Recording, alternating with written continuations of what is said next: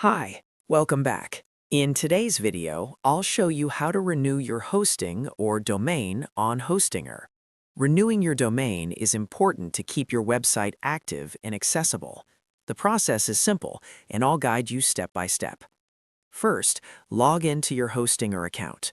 Open your browser, go to the Hostinger website, and click the Login button in the top right corner.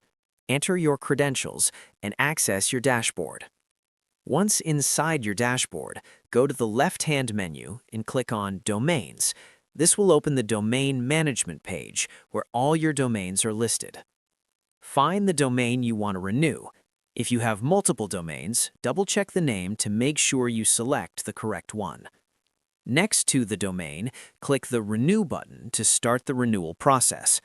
You'll be taken to the payment page, where you can choose the renewal period, such as 1 year or more. Select the option that fits your needs. Enter your payment details and complete the transaction. Make sure all information is accurate to avoid issues. After successful payment, you'll receive a confirmation message in an email with the renewal details.